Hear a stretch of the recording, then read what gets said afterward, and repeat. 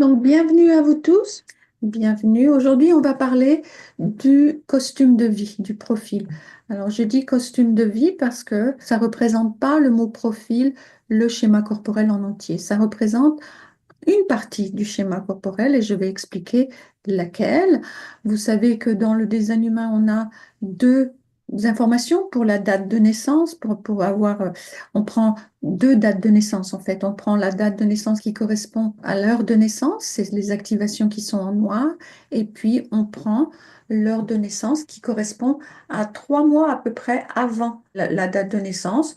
Donc, c'est ce qui correspond aux activations qui sont en rouge. Donc, on a tout le temps du rouge et du noir, une dualité dans le design humain. Et c'est pour ça qu'on dit que ce n'est pas exactement comme l'astrologie.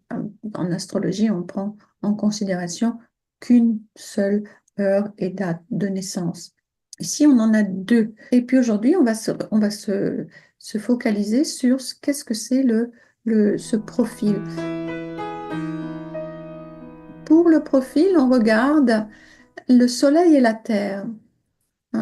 Et on regarde ces deux dates de naissance, donc les dates de naissance de la personnalité et du design. Donc, euh, ils ont 98 degrés d'écart par rapport au Soleil. Et le profil de n'importe quel schéma corporel se calcule en fonction des lignes de la personnalité, le noir, Soleil-Terre, et du design, le rouge, Soleil-Terre en juxtaposition. La ligne de la personnalité vient toujours en premier. Donc, c'est ce qu'on voit ici. Si je prends par exemple ce schéma, on voit bien qu'il y a des activations noires d'un côté, des activations rouges de l'autre côté. Et ici, on voit bien le Soleil et la Terre. C'est les deux planètes qui sont en haut de cette liste. Donc, on a le Soleil et la Terre de chaque côté, un Soleil-Terre noir, un Soleil-Terre rouge, et on prend le deuxième chiffre. Donc, ici, ce serait le 3. Et puis de l'autre côté, le 5, le deuxième chiffre. Donc, c'est un profil 3-5, par exemple, pour ce schéma corporel. C'est un profil 3-5 et ça nous donne beaucoup d'informations sur, sur plein de choses. Une autre façon de regarder ça, c'est comme ça. Et nous, aujourd'hui, on va s'occuper des petits chiffres qui sont en deuxième position dans le Soleil et la Terre. On en a tous deux, donc sans exception. On a tous un costume de vie. On a tous un rôle. Ça veut dire quoi ce costume de vie? Ça veut dire ça correspond, ça décrit le rôle qu'on est venu jouer dans cette incarnation. Et le profil est bien, il est très différent du type. Essayons de garder les mots-clés qui correspondent à ce qui nous a été donné par le fondateur du design humain. Et le profil, s'il est très différent du type, et il offre deux informations essentielles. Donc, c'est un petit peu ce que je viens de dire, le Soleil et la Terre. On les a vues dans la roue, elles sont opposées. La personnalité Soleil est sur la même ligne que la personnalité Terre, dans l'hexagramme opposé. Donc, ici, dans notre exemple, on avait vu, c'est la ligne 3. Et c'est pareil de l'autre côté. Donc, on a un alignement des lignes à ce niveau-là. Il y a 12 costumes de vie qui vont exprimer chaque fois quelque chose d'unique, l'unicité de la force vitale de chacun de nous. Et puis, comme dans le design humain, il y a la dualité. Soit on porte son costume bien, et là, on va avoir des attributs, des qualités qui vont être plutôt désirables, attrayantes. Ça va être un costume qui va bien, qui va être joli, qui va bien être porté. Ou alors, on peut avoir un costume de vie qui va être disgracieux, nous dit-on. Indésirable, disgracieux. Ça veut dire qu'on ne porte pas bien son rôle. Qu'est-ce que ça veut dire dans le langage de tous les jours, ça? Ça veut dire, on aimerait bien avoir un autre costume, on aimerait bien être quelqu'un d'autre.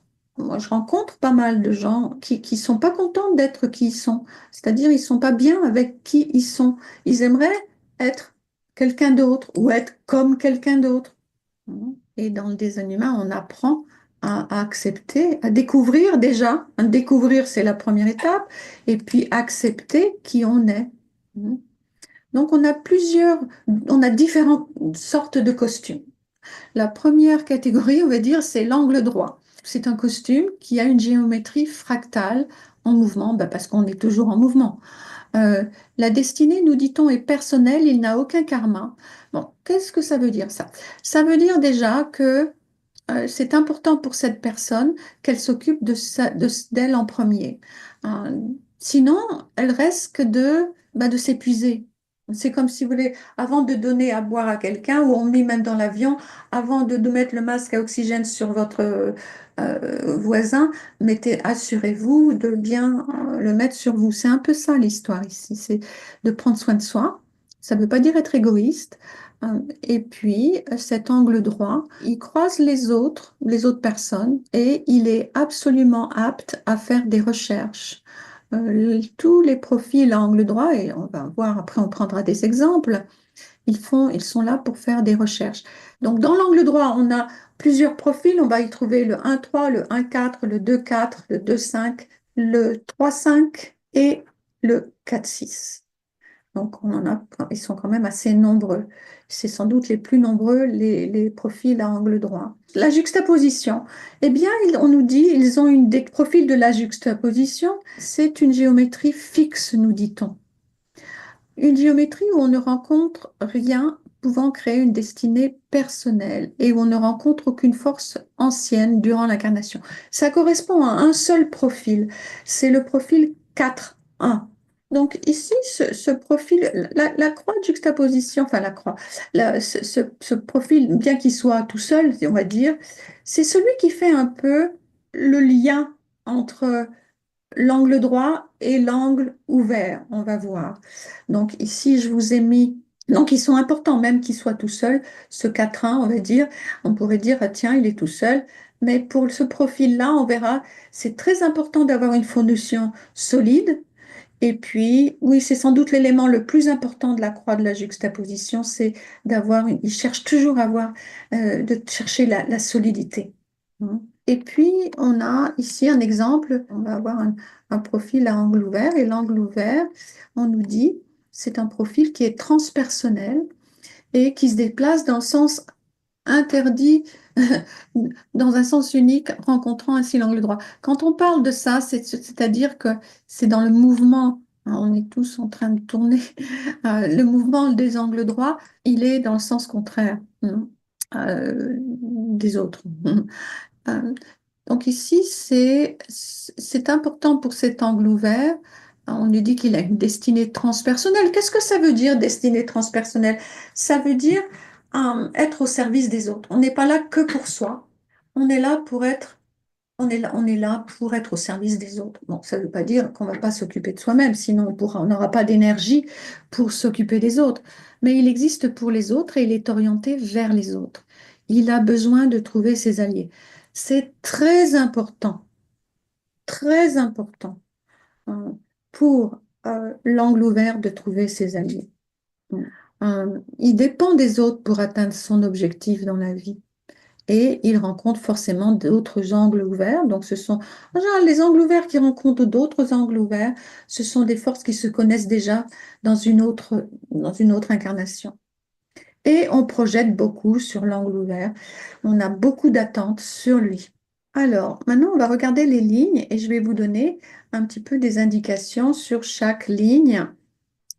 Et puis, on pourra, si vous connaissez votre profil, une fois, on pourra en discuter. Euh, Ici, on a la ligne 1. La ligne 1, c'est la ligne de l'investigateur. On le voit, il est dans le sous-sol, enfin sur son bureau, là, enfin, en train d'étudier, d'investiguer, de faire des recherches, de chercher les détails pour se sécuriser. La ligne 1, elle a besoin de trouver la solidité. Elle cherche toujours à être une autorité dans le domaine qu'elle étudie ou dans le domaine dans lequel elle travaille, dans le domaine qui la passionne. Dans ce processus, de devenir, de tout savoir, on va dire, hein, dans le domaine. Eh bien, moi, je dirais que la plus grande leçon pour la ligne 1, c'est la patience. Parce que toute ligne 1 ne peut pas tout savoir d'un seul coup. Et quand on disait tout à l'heure qu'il y a la dualité dans chaque ligne, c'est-à-dire il y a le côté exalté, hein, la partie du costume, on la porte bien, on l'accepte comme elle est, et la partie où, eh ben, ici, on appelle ça, nous, le non-soi, hein. Le non-soi de la ligne 1, c'est l'impatience. C'est l'impatience, c'est exiger tout savoir d'un seul coup. Elle est impatiente avec elle-même et elle peut même devenir impatiente avec les autres et elle peut perdre ses moyens. C'est-à-dire, elle s'insécurise toute seule.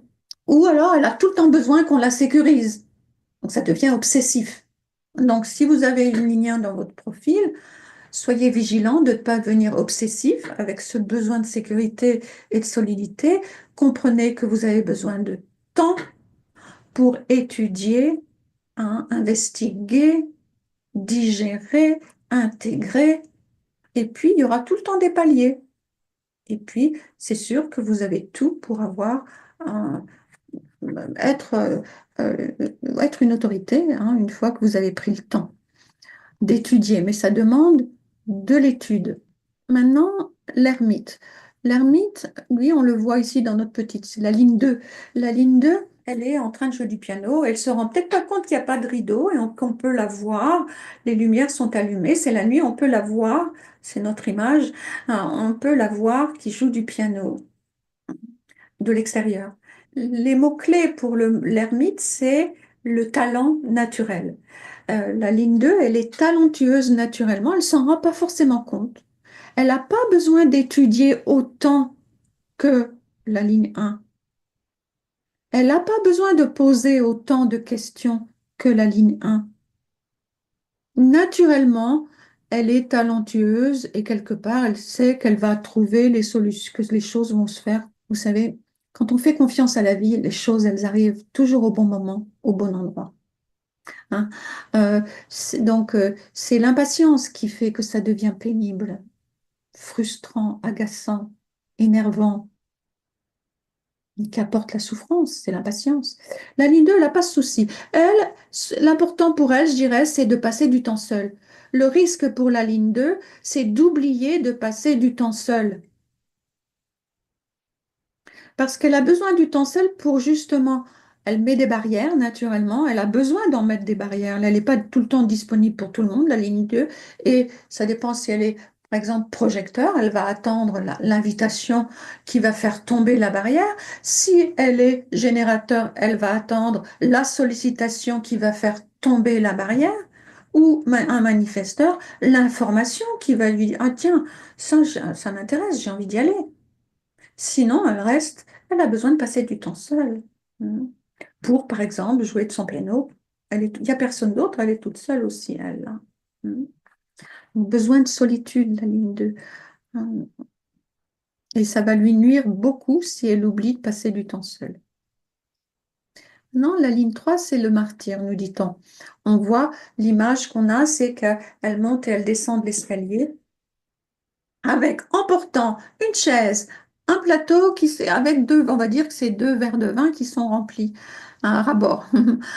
Bon, le mot-clé pour la ligne 3, c'est l'essai et l'erreur.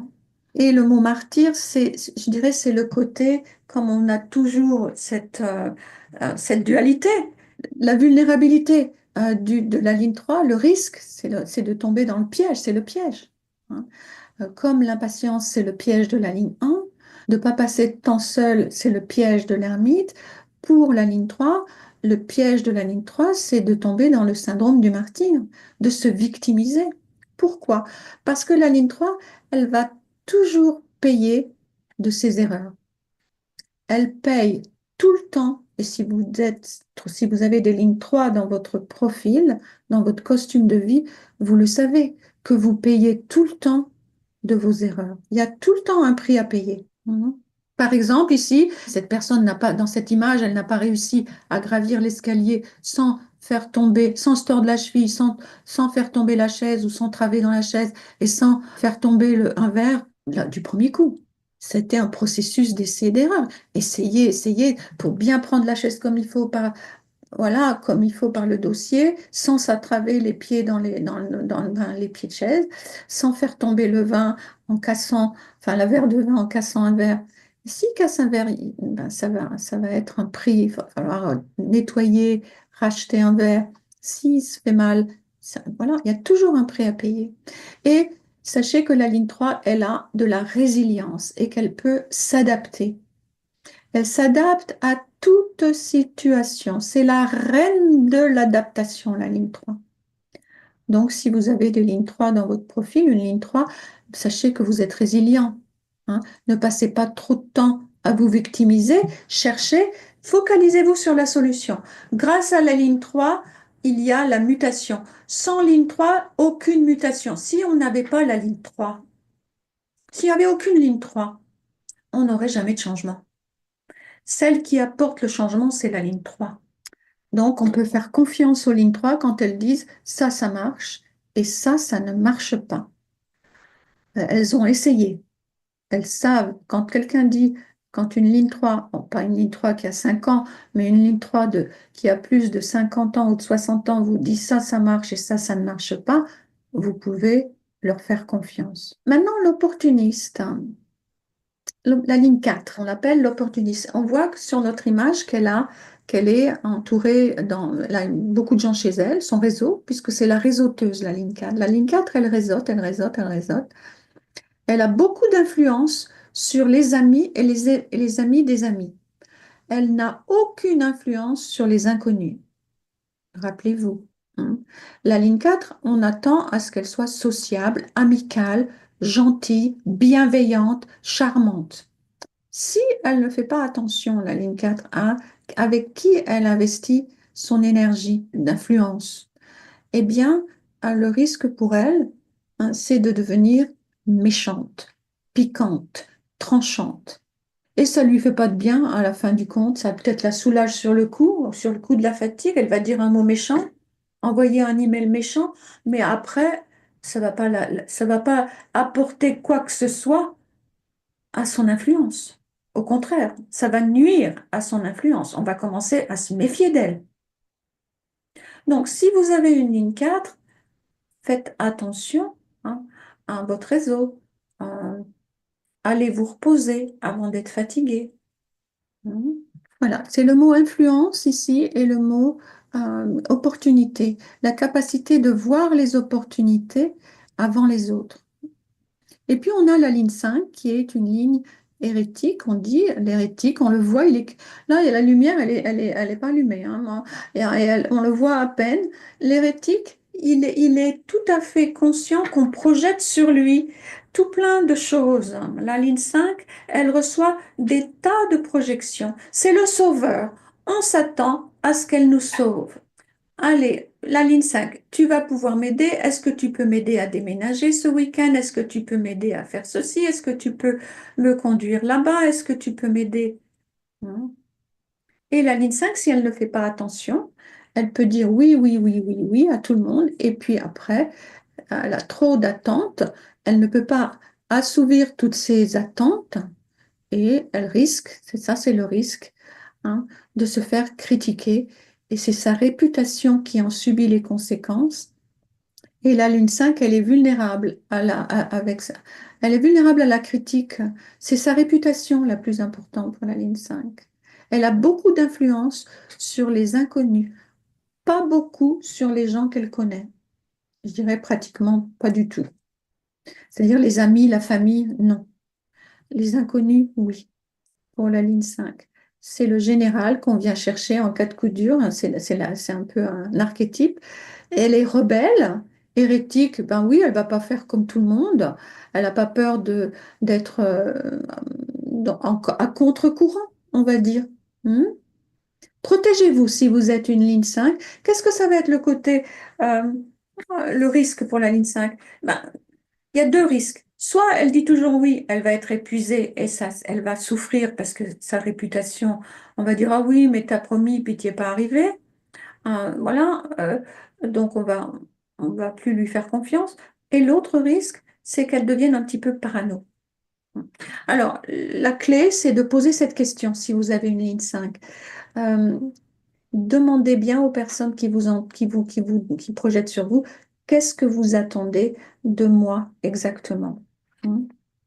Et puis finalement, on a le modèle, la ligne 6. Toutes les lignes 6 ont le potentiel de devenir un modèle à partir de 50 ans. Pas avant.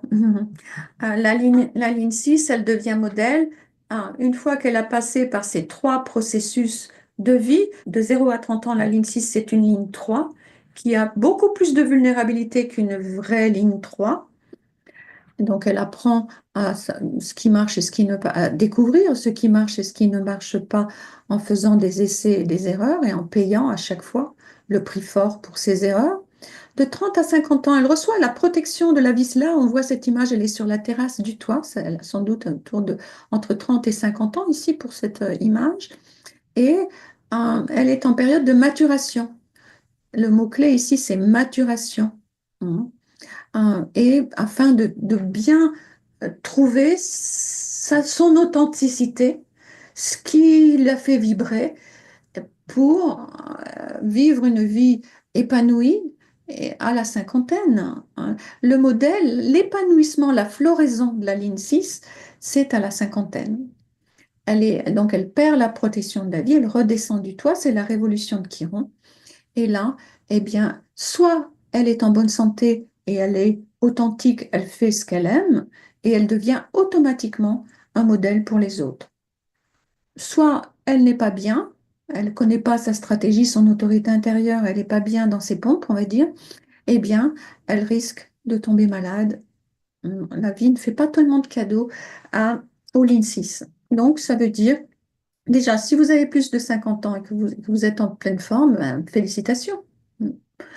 Alors maintenant, ici, on regarde par exemple Jacques Brel, qui est un générateur. Sa stratégie, nous dit-on, c'est être disponible pour répondre. Sinon, on risque de rencontrer Jacques de la frustration et vous cherchez à savoir qui vous êtes. Mais là, le profil, donc on disait le deuxième chiffre, on commence toujours par le noir, donc c'est le 3. C'est un profil 3-5. Donc un profil qui est à angle droit, un profil personnel. Donc profil 3, c'est des essais et des erreurs, Jacques. Hein, beaucoup d'essais et d'erreurs dans votre vie. Vous avez une facilité d'adaptation et de résilience extraordinaire. Attention de ne pas tomber dans le piège de vous victimiser. Focalisez-vous sur la solution. Mhm. Et vous êtes porteur de mutation. Avec une ligne 5 dans la deuxième partie de ce profil, la ligne 5, c'est l'hérétique, on vient le voir, le rebelle, bon, et puis celui qui peut rendre service facilement aux autres.